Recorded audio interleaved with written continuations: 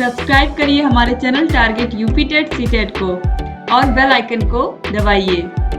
Hello दोस्तों, मैं आनंद स्वागत करता हूं आप सभी का आपके अपने channel target UP TET CTET में। दोस्तों, आज की इस क्लास में हम आपके लिए देखने वाले हैं जो भी आपकी परीक्षा में पूछे हुए प्रश्न हैं। टीचिंग एग्जाम्स में मैथ के जो भी क्वेश्चन आपके पूछे जाते हैं उन सभी प्रश्नों को यहाँ पे हम आज देखने वाले हैं और आप खुद का टेस्ट करिएगा कि हाँ आप कितने क्वेश्चंस कर पा रहे हैं। सबसे पहले आप खुद से क्वेश्चन ट्राई करिएगा और सही ऑप्शन कमेंट करके बताइएगा। सभी जो यहाँ पे प्रश्न परीक्षाओं में अलग अलग पूछे गए हैं उन सभी को यहाँ पे हम देखने वाले हैं और यहाँ पे आपको एक मौका मिलने वाला है कि आप खुद का टेस्ट कर पाए। अब यह रोज डेली क्लास 7 बजे होगी और 8 बजे भी आपकी एक क्लास होती है, आपको पता है। तो डेली चैनल पे 8 बजे और मैथ्स वाली क्लास 7 बजे चैनल पे 7, 8, 6, 7, 8 इन सभी बीच में क्लासेस आती हैं। डेली जो भी क्लासेस आती हैं हमारे चैनल पे वह 6, 7 और 8 बजे आती हैं शाम को, ठीक है। तो इस तरीके से आप सभी क्लासेस को अटेंड कर सकते हैं। अब चलिए हम लोग देखते हैं सभी क्वेश्चंस को। देखिए, पहला प्रश्न है, पाई एक है परिमेय संख्या,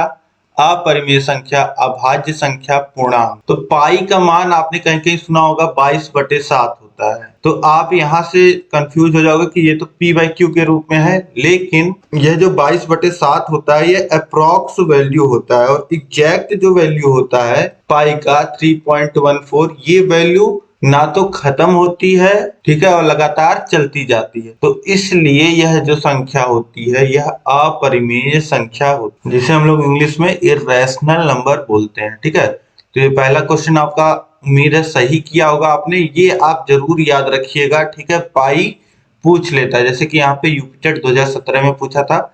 अब इसके बाद हम लोग दूसरा प्रश्न देखेंगे।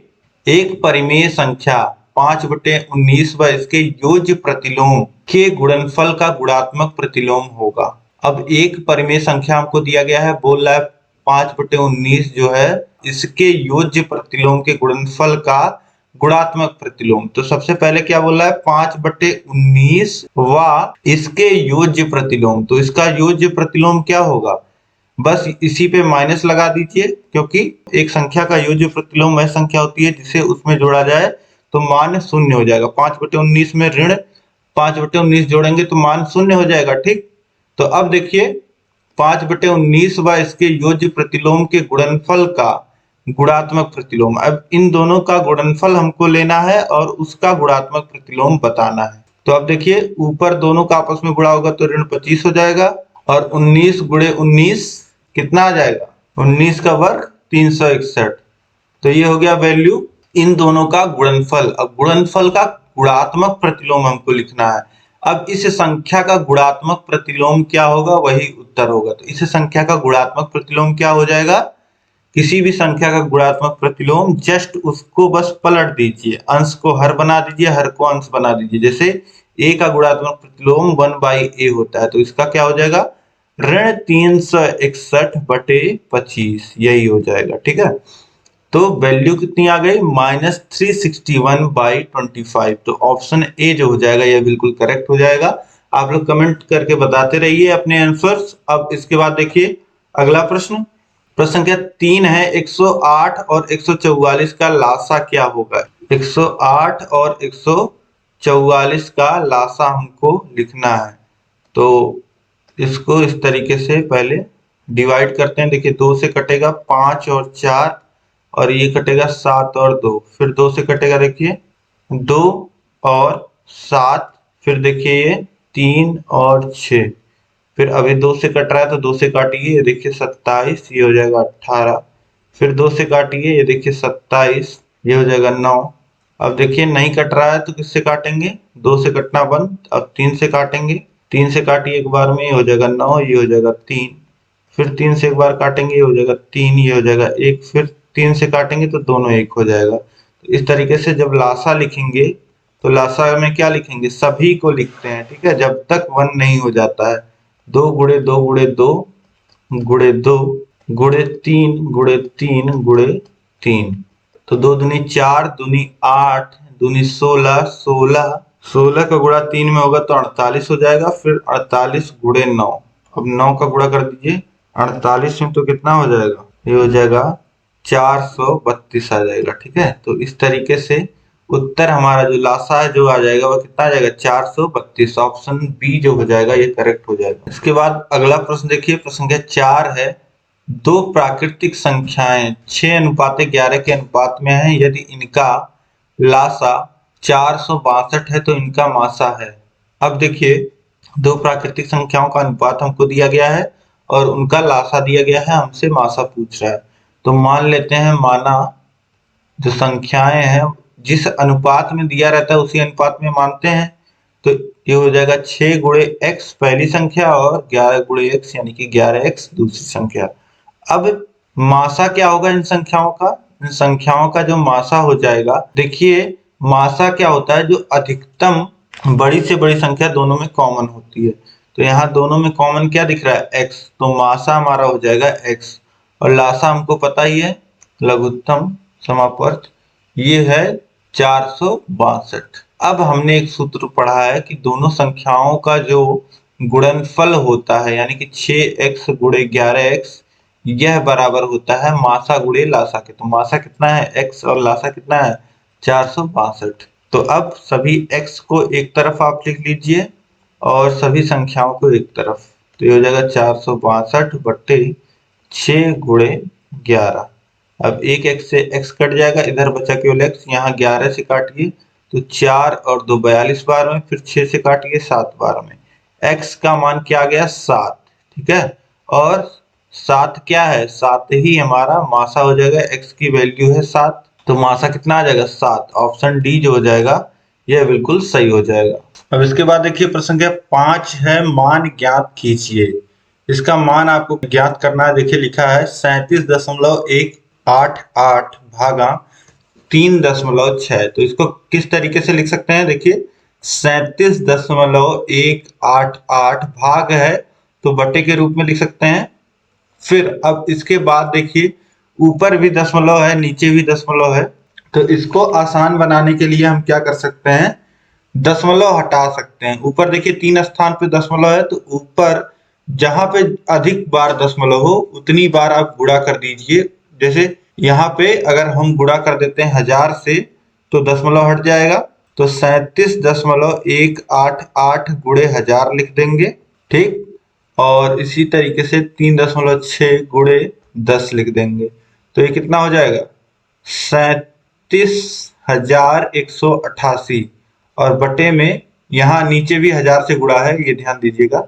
और क्योंकि ऊपर गुणा कर रहे हैं 1000 से तो नीचे भी गुणा होगा 1000 से, ताकि मान में कोई परिवर्तन ना आए। ठीक है, तो इस तरीके से अब ये कितना हो जाएगा, एक जीरो दशमलव में चला जाएगा, बचेगा 2 जीरो, तो 2 जीरो आगे लगा देंगे। ठीक, अब इसके बाद देखिए यह वैल्यू हो गई 37,188 बटे 3600। ठीक, अब इसके बाद हम क्या करेंगे, इसके बाद देखें किससे कट रहा है। अब देखिए 36 किससे कटता है, 3 से कटता है, 4 से कटता है। तो अब हम ऊपर चेक करेंगे क्या संख्या 4 से कटेगी। तो देखिए चेक करिए, 4 9 36, फिर बचेगा 1 और 1 11 हो जाएगा, और 2 बार में फिर 3 बचेगा, 3 ये हो जाएगा 38, फिर 9 बार जाएगा, बचेगा 2, फिर 7 बार, और 36 को काटेंगे तो 9 बार में कट जाएगा और 2 शून्य।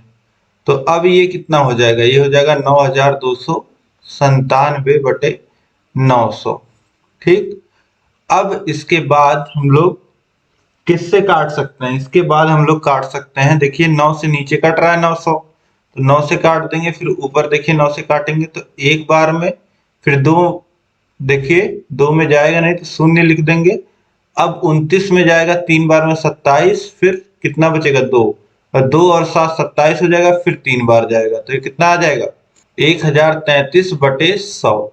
अब इसको सॉल्व कर लीजिए, 10.33 ये वैल्यू मिल जाएगी 100 से भाग देने के बाद। तो इस तरीके से आपने देखा, आसानी से हमने हल कर लिया 10.33। ऑप्शन सी जो हो जाएगा यह बिल्कुल सही हो जाएगा। अभी आप अगर दशमलव में भाग देते तो आपको थोड़ा परेशानी का सामना करना पड़ता। अब इसके बाद देखिए आगे प्रश्न संख्या 6 है, 2.6 गुणे 0.91 यह निकालना है।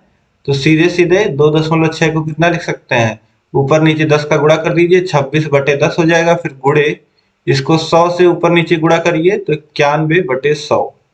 ठीक, अब सीधे सीधे गुणा कर लीजिए, 26 का गुणा 91 में, तो 26 91 26 हासिल लगा 2 और 26 नवा हो जाएगा 234, 234 और 2 236 हो जाएगा। ठीक है, 236 और नीचे 1000, 100 का गुणा 10 का गुणा 100 में, तो अब देखिए 1000 से भाग दे दीजिए, कितना आ जाएगा 2.366। यही उत्तर आ जाएगा। किसमें देखिए ऑप्शन में दिया गया है 2.366, ऑप्शन 1 में दिया गया है। ठीक है, अब यहां से भी आप निकाल सकते थे। देखिए 2.6 का गुणा हो रहा है 0.91 में, तो 0.91 क्या है, 1 से कम है। तो किसी संख्या को 1 से कम संख्या में अगर हम गुणा कर रहे हैं तो उस संख्या के मान को घटाना होता है। मतलब इसका मतलब होता है कि उस संख्या का मान घट रहा है, जितना वैल्यू आ रही है 2.6 की कितनी वैल्यू होती है, 2 और 3 के बीच की संख्या है। तो इसमें अगर हम 1 से कम और 0 से बड़ी किसी संख्या का गुणा करेंगे दशमलव में, तो इसका मान क्या हो जाएगा, इसके एक्चुअल मान से कम हो जाएगा। यही मैं कहना चाह रहा हूं। तो यहाँ ऑप्शंस में आप देखते 2.6 का जो मान होगा वह 10% लगभग घटेगा। ठीक है, तो इससे आप अनुमान भी लगा सकते थे कि इसका मान कितना रह जाएगा, 2.366। ठीक, अब इसके बाद अगला प्रश्न हम देखते हैं। देखिए प्रश्न संख्या 7 है, एक पेंसिल का मूल्य 2.5 रुपए है। अमित 1.5 दर्जन पेंसिलें खरीदता है और दुकानदार को 100 रुपए का नोट देता है, उसे कितने रुपए वापस मिलेंगे। एक पेंसिल का मूल्य 2.5 रुपए है, एक पेंसिल का मूल्य 2.5 रुपए है। अमित 1.5 दर्जन पेंसिलें खरीदता है तो दुकानदार को 100 रुपए का नोट देता है, उसे कितने रुपए वापस मिलेंगे। अब देखिए अमित ने कितना पेंसिल खरीदा है, 1.5 दर्जन। तो सबसे पहले हम निकालेंगे 1.5 दर्जन कितना होता है। अब देखिए 2 का गुणा 1 में 2 और धन 1, तो हो जाएगा 3/2 दर्जन, और दर्जन को कितना लिख सकते हैं 12। अब 2 से 12 को काटेंगे 6 और 6 त्रिक 18, यानी कि उसने खरीदी है 18 पेंसिल। 18 पेंसिल का अगर हम दाम निकालेंगे, कितना दाम लगा होगा, तो 18 गुणे 2.5 रुपए की एक पेंसिल है। ठीक है, 2.5 रुपए की, यानी कि 5/2, 2 सही 1/2 लिखते तो ये हो जाएगा 5/2। 2 से काटिए 9 18 को, तो 9 बार में कट जाएगा। अब 9 पच्चे 45, तो 45 रुपए उसका हुआ पेंसिल का दाम, और दुकानदार को उसने दिया है 100 का नोट। तो कितना रुपए दुकानदार लौटाएगा, 100 माइनस 45, यानी कि 55 रुपए जो है वह उसे वापस करेगा। तो ऑप्शन सी जो हो जाएगा ये बिल्कुल सही हो जाएगा। उसने ये नहीं पूछा कि पेंसिल का दाम कितना होगा, उसने पूछा कि 100 रुपए का नोट दिया है तो कितना लौटाएगा। तो ऑप्शन सी 55 सही होगा। इसके बाद देखिए प्रश्न संख्या 8 है, एक संतरे का मूल्य 2.5 रुपया है। 3.5 दर्जन संतरों का मूल्य क्या होगा। 3.5 दर्जन संतरों का मूल्य हमको निकालना है। 3.5 दर्जन का मतलब कितने संतरे हो गए, सबसे पहले यही निकाल लेते हैं। 3.5 दर्जन का मतलब हो जाएगा, देखिए 3 2 6 2 त्रिक 6 एक 7/2 गुणे दर्जन की जगह 12, 2 से काटिए 6, 7 छक 42, तो 42 संतरे उसने लिए हैं। 42 संतरों का अगर दाम निकाला जाए तो 42 गुणे एक संतरे का दाम, एक संतरे का मूल्य कितना है 2.5 रुपए है। 2.5 रुपए यानी कि 5/2, 2 से काटिए तो ये 21 बार में कट जाएगा। फिर 5 का गुणा करिए, 5 का नाम 5, 5 दूनी 10, तो 105 रुपए का 3.5 दर्जन संतरे मिलेंगे। ठीक है, तो ऑप्शन ए जो हो जाएगा 105, यह बिल्कुल सही हो जाएगा। अब इसके बाद हम देखते हैं प्रश्न संख्या 9, किसी संख्या का 16% जब 21 से जोड़ा जाए तो स्वयं संख्या प्राप्त होती है, तो संख्या ज्ञात करो। किसी संख्या का 16% जब 21 से जोड़ा जाए, किसी संख्या मान लेते हैं माना संख्या x है, तो x का 16% यानी x गुणे 16/100 और धन 21 बराबर कितने के है? इसी संख्या x के बराबर है। ठीक है, तो अब ये क्या हो जाएगा? 16/100 धन 21 बराबर x हो जाएगा। अब सभी x को एक तरफ कर लीजिए आप और संख्या को एक तरफ रखने दीजिए। तो x माइनस 16x/100 बराबर हो जाएगा 21 के, और फिर देखिए 100x माइनस 16x ये हो जाएगा, हर बराबर करेंगे और 100 का गुणा उधर कर देंगे, 16 घट जाएगा तो 84x बराबर हो जाएगा 2100 और x बराबर हो जाएगा 2100/84। अब देखिए 7 से काटिए, 7 का नम 7, 7 दूनी 14, फिर ये देखिए 300, ये आ जा रहा है 300/12। अब 4 से काटिए या 3 से ही पहले काट लीजिए तो ये 4 बार में कट जाएगा और ये 100। अब 100 में 4 से भाग देंगे तो 25 आ जाएगा। वैल्यू कितनी आ गई? वह संख्या का मान कितना आ गया? 25। तो ऑप्शन बी जो हो जाएगा ये बिल्कुल सही हो जाएगा। एक तरीका और है इसे करने का। सबसे पहले देखिए 16% किसी संख्या का और 21 जोड़ा जा रहा है तो कितना आ रहा है? वह संख्या आ रही है, यानी संख्या का 84%, संख्या का 84%, x का 84%, x का 84% 21 है। सीधे सीधे ये भी आप लिख सकते थे और यहीं से सॉल्व कर सकते थे। ठीक है, ये भी आप सॉल्व करोगे तो x की वैल्यू आपको कितनी मिलेगी? x की वैल्यू आपको तब भी 25 मिलेगी। ऑप्शन बी सही हो जाएगा। इसके बाद देखिए प्रश्न संख्या 10, देखिए किसी संख्या के 60% का 3/5वां भाग 36 है तो संख्या है।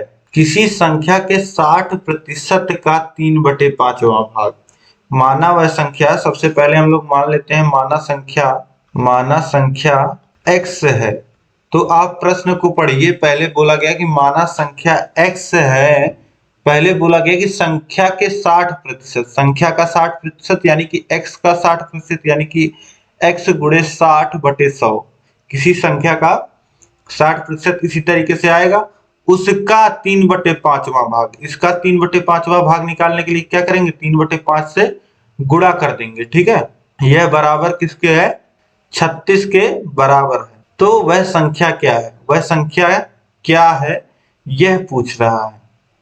तो देखिए अब सॉल्व करिए। यहां से देखिए 0 से 0 कट जाएगा और इसके बाद आगे अब x को एक तरफ रखते हुए बाकी सभी को एक तरफ भेज दीजिए तो हो जाएगा 36 गुणे 10 गुणे 5 और बटे में कितना आ जाएगा? 6 गुणे 3। अब 6 से 36 को काटिए 6 बार में और 6 को 3 से काटिए 2 बार में।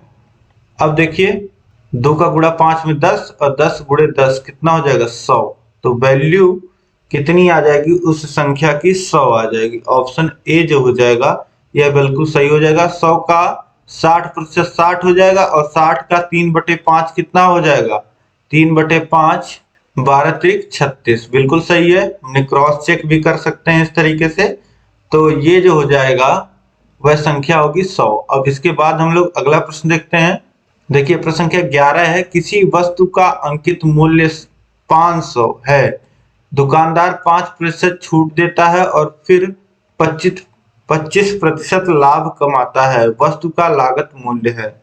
अब किसी वस्तु का जो अंकित मूल्य है वह 500 रुपए है। ठीक है, अब दुकानदार उस पर 5% छूट देता है, 5% छूट दिया है तो 500 का 5% बराबर कितना हो जाएगा? ये हो जाएगा 25 रुपए।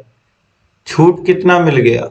छूट मिल गया 25 रुपए, यानी कि विक्रय मूल्य, जिस मूल्य पे उसने बेचा वह क्या हो गया? 500 माइनस 25, 475 रुपए, 475 रुपए। ठीक, अब इस पे उसने लाभ कमाया है 25% का। ठीक है, तो लाभ किस पे कमाता है? लागत मूल्य पे कमाता है। लागत मूल्य का उसने 25% लाभ कमाया है, यानी कि विक्रय मूल्य क्या होता है? विक्रय मूल्य बराबर होता है लागत मूल्य या क्रय मूल्य आप लिख दीजिए प्लस उस पे जो लाभ होता है ये होता है विक्रय मूल्य। तो ये हो जाएगा 475 बराबर लागत मूल्य नहीं पता है x मान लेंगे और लाभ 25%। लाभ किसका निकलता है? x का 25%। हमेशा लागत मूल्य पे निकलता है। x का 25% यानी कि x गुणे 25/100 यानी कि x बटे 4। तो 475 बराबर हो जाएगा x धन x बटे 4 यानी कि अब इसको आगे आप सॉल्व करोगे तो ये आ जाएगा 475 बराबर 5x बटे 4। अब x बराबर क्या हो जाएगा? 475 गुणे 4 बटे 5, 5 से काटिए तो 9 बार में और उसके बाद 5 बार में 95। x की वैल्यू जो हो जाएगी 95 गुणे 4 यानी कि 400 में 20 कम यानी कि ये कितना हो जाएगा? 380। तो x की जो वैल्यू आ जाएगी वो कितनी आ जाएगी? 380। ऑप्शन डी जो हो जाएगा ये बिल्कुल सही हो जाएगा। तो इस तरीके से आप आसानी से इसको निकाल सकते थे। अब इसके बाद अगला प्रश्न हम देखेंगे, प्रश्न संख्या 12 है, यदि विक्रय मूल्य दोगुना कर दिया जाए तो लाभ 3 गुना हो जाता है, तब लाभ प्रतिशत होगा। विक्रय मूल्य को दोगुना किया जा रहा है, ठीक है, और जो लाभ है वह 3 गुना हो जा रहा है, तो लाभ प्रतिशत कितना होगा? चलिए निकालते हैं। अब इस क्वेश्चन में दोस्तों आपको थोड़ा सा ट्रिक करने का प्रयास किया गया है। लाभ हानि का प्रश्न है यह, लेकिन इसमें देखिए हर एक चीज बदल रही है। पहली सिचुएशन में क्या दिया गया है? यदि विक्रय मूल्य दोगुना कर दिया जाए तो लाभ 3 गुना हो जाता है। देखिए पहली एक सिचुएशन होगी कि एक सामान को बेचा जा रहा होगा, ठीक है, किसी मूल्य पे खरीद के लाया गया होगा जिसे हम क्रय मूल्य कहते हैं या लागत कहते हैं। फिर उसके बाद उसे विक्रय मूल्य पे बेचा गया होगा, ठीक है, और कुछ लाभ हुआ होगा, ये हुआ होगा पहले। लेकिन अब कह रहा है कि वस्तु वही है और बेची जा रही, लेकिन किस दाम पे बेची जा रही है? जिस दाम पे पहले बेची गई थी उसका दोगुना कर दिया गया है दाम, ठीक है।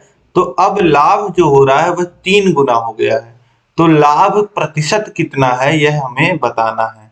तो यहाँ पे देखिए सारी चीजें बदल रही हैं, लेकिन एक चीज जो है, जो प्रोडक्ट, जो चीज बेची जा रही है और उसका जो लागत मूल्य है, जिस दाम पे उसको खरीदा गया था, वह नहीं बदल रहा है, ठीक है। तो इसलिए क्रय मूल्य जो होगा वह दोनों केस में समान होगा, ठीक, दोनों केस में समान होगा। तो इसी क्रय मूल्य पे हम इस प्रश्न को सॉल्व करेंगे, ठीक है। तो चलिए देखते हैं। सबसे पहले मान लेते हैं कि वस्तु को 100 रुपए में बेचा गया। सबसे पहले क्या कर लेंगे? सबसे पहले एक आपको मानना पड़ेगा, ठीक है, जब कुछ भी नहीं दिया गया है तो एक कोई एंटिटी हम मान लेते हैं, माना विक्रय मूल्य जो है वह 100 रुपए है, 100 रुपए में बेचा गया, और प्रॉफिट मान लेते हैं P हुआ, जो लाभ है वह P हुआ, ठीक। लाभ हमने मान लिया P हुआ है, माना विक्रय मूल्य 100 और लाभ P है। तो अब क्रय मूल्य क्या होगा? देखिए क्रय मूल्य यहीं से लिखिए आप, क्रय मूल्य होगा 100 माइनस P, ठीक। लाभ, विक्रय मूल्य माइनस लाभ, यह आ जाएगा क्रय मूल्य। और फिर इसके बाद दूसरी कंडीशन में देखिए, अब जब विक्रय मूल्य दोगुना कर दिया गया है, विक्रय मूल्य जो है वह दोगुना कर दिया गया है, तो लाभ 3 गुना हो गया है। तो लाभ कितना गुना हो गया? 3 गुना हो गया है। तो ऐसे स्थिति में क्रय मूल्य वही रहेगा ना, क्रय मूल्य तो वही रहेगा। विक्रय मूल्य दुगुना कर दिया गया यानी कि 200, और लाभ कितना हो गया? 3 गुना हो गया, तो -3P। अब दोनों सिचुएशन में यह जो है, यह क्या है? यह बराबर है, क्रय मूल्य बराबर है। तो यहीं से अब हम निकाल लेंगे, दोनों को बराबर कर देंगे। 100 माइनस P बराबर हो जाएगा 200 माइनस 3P। 3P को इधर ले आइए तो हो जाएगा 2P, और इधर से 200 में से 100 घट जाएगा तो ये P की वैल्यू कितनी आ जाएगी? इधर 100 बचेगा और 100 बटे 2 हो जाएगा यानी कि 50। P की वैल्यू कितनी आ जाएगी? 50, यानी कि प्रॉफिट 50 हो जाएगा। तो क्रय मूल्य कितना हो जाएगा, क्रय मूल्य भी 50 हो जाएगा। ठीक, तो लाभ प्रतिशत आपसे पूछ रहा है। अब देखिए लाभ किस पे निकलता है, लाभ निकलता है क्रय मूल्य पे। ठीक है, लाभ जो निकलता है वह निकलता है क्रय मूल्य पे।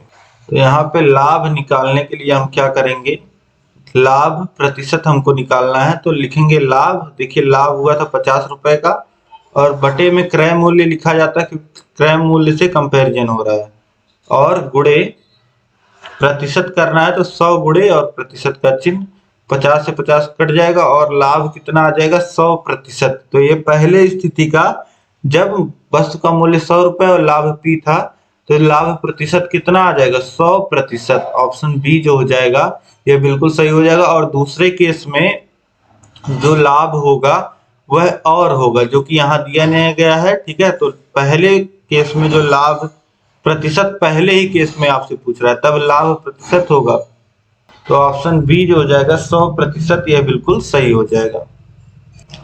यहाँ पे आपको कंफ्यूज होने की जरूरत नहीं है, यहाँ पे बस एक केस बताया है, आपको हिंट दिया था कि अगर विक्रय मूल्य दोगुना कर दे रहे हैं तो लाभ 3 गुना हो जा रहा है, तब आप लाभ प्रतिशत बताइए। ठीक है, ऐसा केस आपको दिया गया था ताकि आप निकाल पाए कि हाँ शुरू में ही जो वस्तु बेची गई थी अपने ही विक्रय मूल्य पे, तब लाभ कितना हो रहा था। अगर ये एक कंडीशन डाल दिया था तो लाभ आपको शुरू का ही पूछ रहा है। ठीक है, इस कंडीशन का नहीं पूछ रहा है, तो इस तरीके से ऑप्शन बी सही हो जाएगा।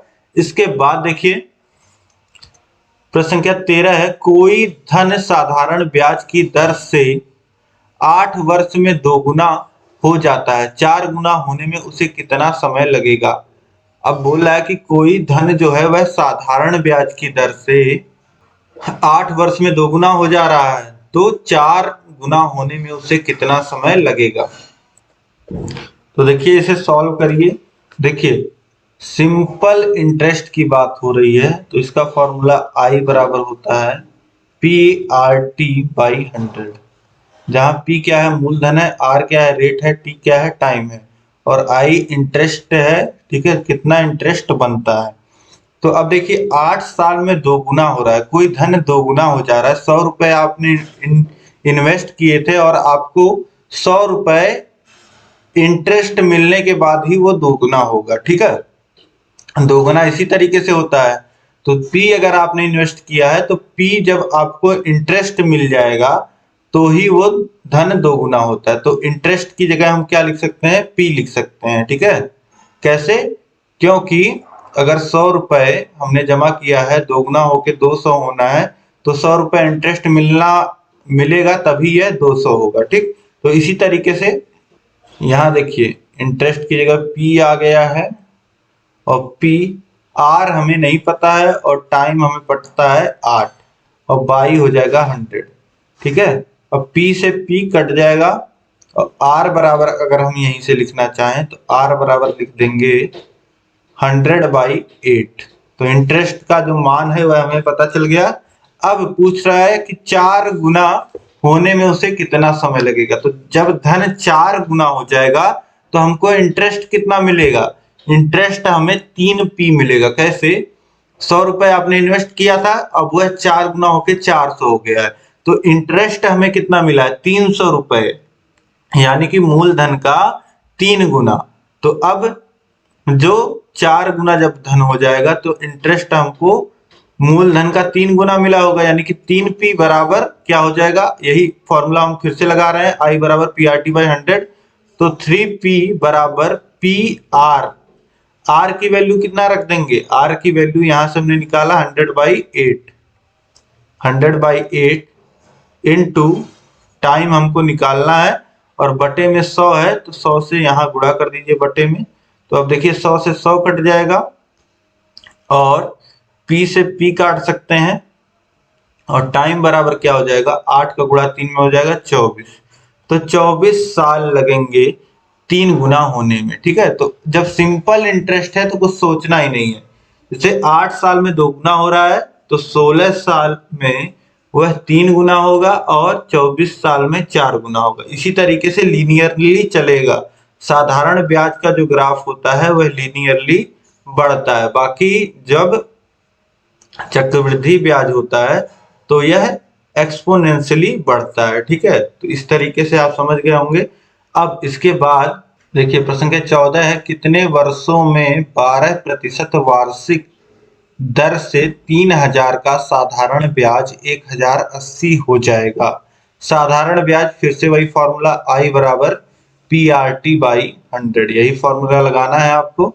और बोल रहा है कि 3000 का साधारण ब्याज कितना हो जा रहा है, 1080। 1080 साधारण ब्याज हो जा रहा है, ये दिया हुआ है, तो I की जगह कितना आ जाएगा, 1080 आ जाएगा। और P जो मूलधन है, जो पैसा लगाया गया है जिसपे ब्याज बन रहा है, वह कितना है, 3000 रुपए। तो P की जगह 3000 आ जाएगा। आपसे दर पूछ ही रहा है, आपसे आपको दर दिया गया है, तो ये हो जाएगा 12% दर दिया गया है। इसके बाद टाइम आपसे पूछ रहा है, ये बटे 100। अब देखिए 2 शून्य कट जाएगा और टाइम हमको निकालना है, तो t को एक तरफ कर लीजिए, बाकी सभी संख्याएं हैं सबको एक तरफ कर लीजिए। तो अब देखिए 1080 और बटे में आएगा 30 गुणे 12, शून्य से शून्य कट जाएगा और 12 नवा कितना हो जाएगा, 108, और 3 से 9 को काटेंगे तो 3 12, यानी कि टाइम कितना आ जाएगा, 3 वर्ष। 3 बचा है, तो यहाँ पे समय कितना लग जाएगा वार्षिक दर से, तो वर्ष कितना, 3 वर्ष का समय लगेगा। तो ऑप्शन ए जो दिया गया है 3 ही है, बिल्कुल सही हो जाएगा। इसके बाद देखिए प्रश्न संख्या 15 है, कोण ज्ञात कीजिए जो अपने कोटि पूरक के बराबर है। एक कोण हमें बताना है जो अपने कोटि पूरक कोण के बराबर हो। अब किसी कोण का कोटि पूरक कोण क्या होता है यह आप जानिए। किसी कोण का कोटि पूरक कोण मतलब अगर कोई कोण थीटा है, ठीक है, तो उसका जो कोटि पूरक कोण मान लेते हैं वह बीटा है, तो इन दोनों का योग जो होता है वह 90 डिग्री होता है। ठीक है, तो इन्हें कहते हैं हम कोटि पूरक कोण। ठीक, तो अगर मानते हैं हम पहला कोण x है, तो दूसरा भी कोण क्या हो जाएगा, x हो जाएगा, जैसा कि यहाँ पे दिया गया है, जो अपने कोटि पूरक कोण के बराबर है। मतलब अगर पहला कोण x है तो दूसरा भी x होगा, ये क्वेश्चन में कहा गया है। और कोटि पूरक कोणों का योग कितना होता है, 90 अंश, तो 2x बराबर हो जाएगा 90 अंश के, और x बराबर कितना हो जाएगा, 45 अंश के। वह कोण क्या हो जाएगा, 45 अंश। ऑप्शन सी जो हो जाएगा यह बिल्कुल सही हो जाएगा।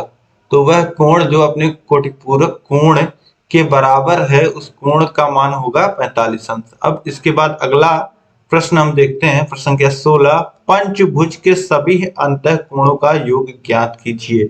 अब पंचभुज के जो सभी अंतः कोण होते हैं वह क्या होते हैं, कैसे कैलकुलेट करते हैं हम लोग कैलकुलेट करते हैं बहुभुज के सभी अंतः कोणों का योग n-2 इंटू 180 से। n क्या है, n कितनी भुजाएं हैं, तो पंचभुज मतलब 5 भुजाएं। ठीक है, तो n की वैल्यू कितनी हो गई, 5, तो 5 - 2 गुणे 180, यानी कि 3 गुणे 180, 18 × 54 और 0, 540 डिग्री। तो ऑप्शन डी जो हो जाएगा 540 डिग्री, यह बिल्कुल सही हो जाएगा। अब इसके बाद देखिए प्रश्न संख्या 17 है, जतिन और प्रिया के पास मिलाकर के 41 रुपए है। जतिन के पैसों का 1/4 प्रिया के पैसों का 1/7 से 2 अधिक है। प्रिया के पास हैं, तो यहाँ पे 2 जतिन के पैसे मान लेते हैं J हैं और प्रिया के पैसे मान लेते हैं P हैं। दोनों का योग जो है वह 41 रुपए है। अब इसके बाद बोला जा रहा है कि जतिन के पैसों का 1/4, यानी कि जतिन का 1/4 कर दीजिए और प्रिया का पैसों से प्रिया के 1/7 से 2 अधिक है, यानी कि जतिन के 1/4 पैसे में से अगर प्रिया के हम लोग 1/7 पैसे घटा देते हैं तो हमें कितना मिलना चाहिए, 2 रुपए मिलना चाहिए। ठीक है, तो अब हमें बताना है कि प्रिया के पास पैसे कितने हैं। तो यहां से अगर हम लोग लिखना चाहें P बराबर, तो P बराबर कितना हो जाएगा, 41 माइनस जे, या फिर जे बराबर अगर लिखना चाहें जतिन के पास कितने पैसे हैं तो 41 माइनस पी हो जाएगा। तो यही वैल्यू जे की वैल्यू आप रख दीजिए क्योंकि पी की वैल्यू हमको निकालनी है। तो हो जाएगा 41 माइनस पी बटे 4 माइनस पी बटे 7 बराबर 2। अब इसी को सॉल्व कर लीजिए, एक इक्वेशन है और एक ही अननोन है हमारे पास। तो अब हर समान कर लीजिए, तो ये हो जाएगा 28, ठीक है। अब देखिए 7 का गुणा हो जाएगा 41 माइनस पी में। तो देखिए 7 एक 7, 7 चौक 28 और माइनस 7 पी और फिर ब्रैकेट में फिर माइनस 4 पी, ये बराबर हो जाएगा किसके, 2 के। अब गुणा कर लीजिए, बराबर के उधर जाएगा तो हो जाएगा 287 माइनस 11 पी बराबर 56। अब यहां से सॉल्व करेंगे तो 11 पी बराबर हो जाएगा 287 माइनस 56, घटा लीजिए कितना आएगा, 1 और 3 और 2। अब 11 से काटिए 2 बार में और 1 बार में, पी की वैल्यू कितनी आ गई, 11 आ गई। यानी कि प्रिया के पास कितने, अरे 2 और 1 सॉरी, तो ये हो जाएगा 21। यानी कि प्रिया के पास कितने रुपए हैं, 21। ऑप्शन सी जो हो जाएगा 21, यह बिल्कुल सही हो जाएगा। प्रिया के पास कितने रुपए हैं, 21 रुपीस हैं। इस तरीके से आसानी से आप निकाल सकते हैं। अब इसके बाद देखिए प्रश्न संख्या 18 है, शीला और शिल्पा के पास कुछ 5:3 के अनुपात में थे, कुछ रुपए 5:3 के अनुपात में थे। शीला के पास यदि 400 थे तो शिल्पा के पास सिर्फ रुपए 5 के सिक्के थे। तो शिल्पा के पास कितने सिक्के थे, सबसे पहले बता दिया गया है कि शीला और शिल्पा के पास जो रुपए हैं वह 5:3 के अनुपात में थे। अब बोला गया है कि शीला के पास 400 रुपए थे तो शिल्पा के पास सिर्फ 5 के सिक्के थे। तो शिल्पा के पास कितने सिक्के थे, अब सबसे पहले 5 के सिक्के केवल थे शिल्पा के पास। अगर सबसे पहले तो कितने सिक्के थे या निकालने के लिए हमें पता होना चाहिए कितने रुपए थे शिल्पा के पास। तो शिल्पा के पास मान लेते हैं x रुपए थे, शिल्पा के पास x रुपए थे हमने मान लिया। अब देखिए शीला और शिल्पा, शीला बटे शिल्पा अगर देखा जाए तो ये पहले ही बता दिया गया कि 5:3 है, यानी कि 5/3 है।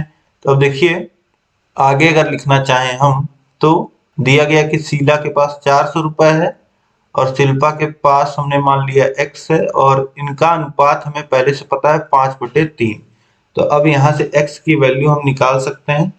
x की वैल्यू क्या हो जाएगी, 5 गुणे x और ये 400 गुणे 3 और ये बटे हो जाएगा 5, 5 से काटिए 8 और 0 80, 240, ये आ गए 240 रुपए।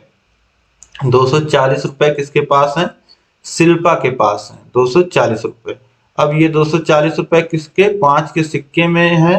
तो कितने सिक्के होंगे, 5 से भाग दे दीजिए तो ये कितना आ जाएगा, 8, 5 चौक 20 और 8 48, यानी कि 48। तो ऑप्शन सी जो हो जाएगा 48, यह बिल्कुल सही हो जाएगा। इसके बाद देखिए प्रश्न संख्या 19 है, 20 सेमी भुजा के समबाहु त्रिभुज का क्षेत्रफल है। जो भुजा है ए वह है 20 सेंटीमीटर और समबाहु त्रिभुज का जो फॉर्मूला होता है वह होता है, एरिया जो होता है वह होता है √3/4 और भुजा का स्क्वायर यानी कि ए का स्क्वायर। तो अब यहीं से वैल्यू रख दीजिए, √3/4 इंटू 20 का स्क्वायर यानी कि 20 गुणे 20, क्योंकि भुजा 20 है। 4 से काटिए 5 बार में कट जाएगा और ये हो जाएगा 5 का गुणा 20 में तो 100 और √3 सेंटीमीटर स्क्वायर, 100 √3 सेंटीमीटर स्क्वायर। तो ऑप्शन बी में दिया गया है, तो ऑप्शन बी बिल्कुल सही हो जाएगा। अब इसके बाद देखिए प्रश्न संख्या 20 है, किसी त्रिभुज की भुजाएं क्रमशः 35, 54 और 61 सेमी हैं। इनके सबसे बड़े शीर्षा विलंब, यहाँ एल्टीट्यूड होगा, ठीक है, एल्टीट्यूड की लंबाई है। एल्टीट्यूड मतलब वही ऊंचाई होता है, ठीक है। तो अब देखिए त्रिभुज जो है त्रिभुज बोला जा रहा है। त्रिभुज की भुजाएं यहाँ पे आपको दी गई हैं। त्रिभुज की भुजाएं दी गई हैं, देखिए 61 सेंटीमीटर, 35 सेंटीमीटर और 54 सेंटीमीटर ये भुजाएं दी गई हैं। तो ये हो जाएगा 61 सेंटीमीटर इस तरीके से, 64 सेंटीमीटर इस तरीके से और 35 सेंटीमीटर इस तरीके से। अब बोल रहा है कि सबसे लंबा जो शीर्षालंब हो, सबसे बड़ा जो लंब हो ऊंचाई, वह हमें ज्ञात करनी है। अब यहाँ पे देखिए इसको नाम दे देते हैं ABC। अब B से AC भुजा पे आप देख पा रहे हैं सबसे बड़ा लंब पड़ेगा, तो B से AC भुजा पे इस तरीके से लंब आ जाएगा, ठीक है।